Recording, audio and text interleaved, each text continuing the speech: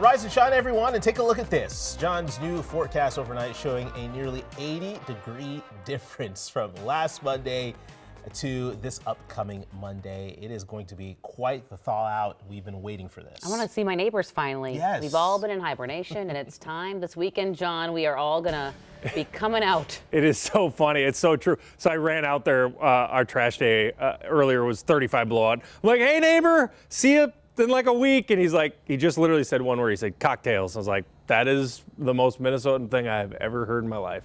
-8 degrees in St. Cloud, and it is magic. I just saw Osceola warm 3 degrees because a wind literally just got initiated in Osceola. So we're starting to transition as we speak, literally.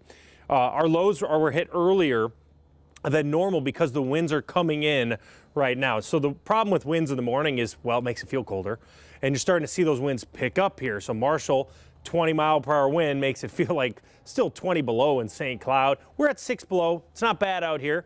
But by the afternoon, the winds will actually get stronger, 23, 24 degrees for a high temperature. This is just the beginning. We'll take a look at the climb this weekend in your forecast. Cece. Hey, good morning. Hope your Friday's off to a good start. Just going to give you a look at what the drive is looking like across the metro. We'll go north. This is Highway 36 at Snelling in the Roseville area. Good morning if you're waking up there. Pretty quiet for it to be 6:02. Same thing if we go south, 35W right at the Burnsville split here. A few cars getting out and about, but we're not seeing a lot of slowing. If we take a look at the bigger map here, east and west, same thing. You're going to have a pretty quiet commute this Friday, which has been typical for the past few weeks. When I do see you next, though, we're going 494 eastbound in the Inver Grove Heights, South St. Paul area. There's a project you should know about as you head into the weekend. Jason. All right, we'll talk to you soon, Cece. Thank you. To our top story here at 6 a.m. As John mentioned, a nearly 40-degree temperature swing expected over the next 48 hours. Yeah, and as we start to thaw out, the DNR is warning anyone with a permanent ice house on the lake. You got to remove it before it's too late. Audrey Russo is live at the Minnetonka Yacht Club with one date that you need to be circling on your calendar this morning. Hey, Audrey. Hey, Jason, Alicia. Yeah, that's right.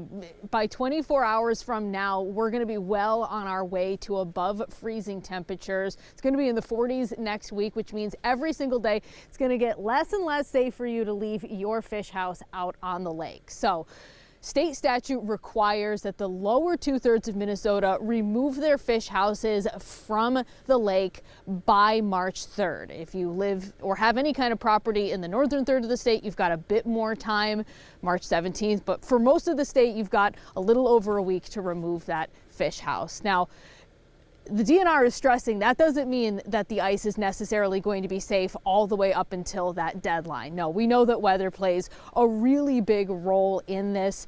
When the temperatures are hovering on or around or even a little bit above freezing, we know that ice can melt and refreeze, melt and reform.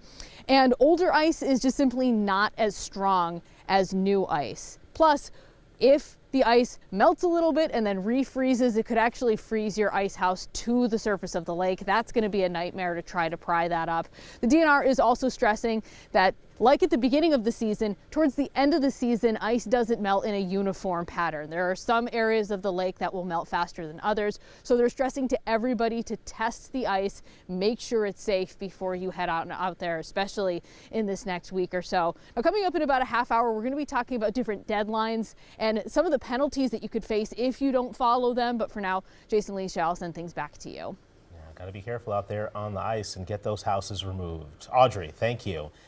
Take a look at your screen right now at 6:05. We're getting in a live picture into the control room from New York City. Sun coming up there. Just after lunch today, a federal judge in Manhattan could set a trial date for Luigi Mangione. He's the man accused of killing United Healthcare CEO Brian Thompson. In the last 2 hours, we've learned the hearing is set for just after 1 p.m. our time. Mangione is charged with first-degree murder as an act of terrorism. The 26-year-old is also facing federal charges as well as charges in Pennsylvania, where he's due in court next week virtually. Mangione pled not guilty in every case. Developing in the last 45 minutes, officials with Toronto Pearson Airport are hoping to open the runway where a Delta plane crashed on Monday as soon as possible. Investigators are checking the runway for any damage right now. 2 of the 5 runways are still closed despite the wreckage of the Delta flight being removed. It's now in a hangar where Canada's Transportation Safety Board is examining the pieces. Investigators are analyzing data from the cockpit voice recorder. This comes as the last injured passenger is now out of the hospital. On the last 60 minutes, local first responders playing in the 9th annual Guns and Hoses charity hockey game took the ice for early morning practice. You got to get the skate in. Yes, got to get limber. But tonight's game is more than just bragging rights between badges. Michelle Beck is at the Blaine Super Rink right now. Good morning, Michelle. Yeah, good morning to you, Jason, Alicia. Do you know who's as competitive as Team USA versus Team Canada? You're looking at them right now. Team Guns and Team Hoses. Of course, we're talking about police and firefighters from all over the North Metro. We see the firefighters in that tan and yellow jersey, and right next to them we got the black and blue jerseys.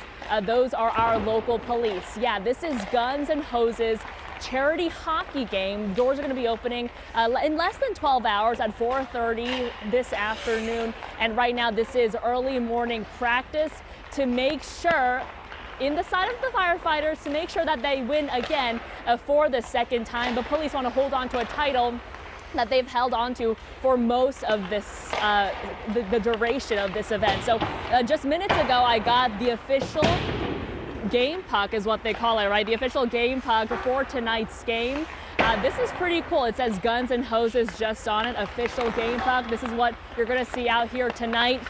And yeah, like you mentioned, this is a competitive game that comes with some bragging rights, but of course there's some charity elements tied to this. The Frontline Foundation getting a lot or all of the proceeds tonight, just as it has last year too. So coming up in the next 30 minutes, we're going to be talking about with the deputy chief from Burnsville. He's going to talk to us about the importance and the significance in our local community from last year. Jason. And their sweaters are great. You thought the jerseys for the firefighters were like wearing their actual coats. equipment Yeah. because they look real. They look look cool. really cool. Also, Michelle, you're on the ice already. Might as well lace up some skates, get a stick.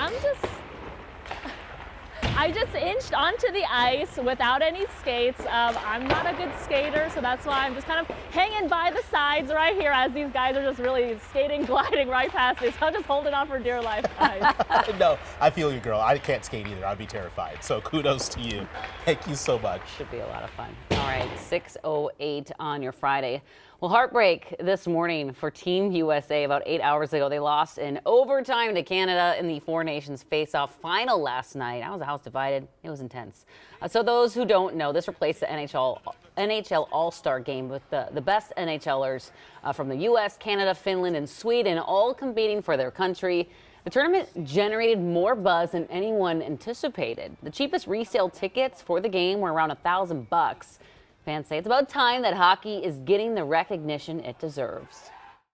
What has it been like to see the sport grow beyond just hockey fans? Everyone's watching. It feels so vindicating because we, as hockey fans, we are like, this is the best sport, and it feels like it's just not getting enough eyes on it. So to see the whole world kind of focused in on it, it's awesome. It really is. These players are going to be on the world stage again pretty soon, too, at the Winter Olympics in Milan. That is going to be the first time NHL players have competed in the Olympics since 2014. So it's been a long time, but it was so fun. It was so competitive. It was great. Yeah. I loved it. I missed it. It was a great replacement for the NHL All-Star game. I didn't miss the All-Star game. This was way cooler. And once you have the players playing for the name on the front of the jersey and playing for their nation, playing for their country, it ups the stakes a little bit. For sure. So it's really cool. Good time. Well, in just 4 hours here, you can swing into golf season at the Minneapolis Convention Center. The Minnesota Golf Show opening for the weekend at 10 a.m. with more than 100,000 square feet of activities. Tickets are $15 at the door, and kids 17 and under are free. And just another reminder here that spring is on the way. It's right around the corner. What is it? March 20th.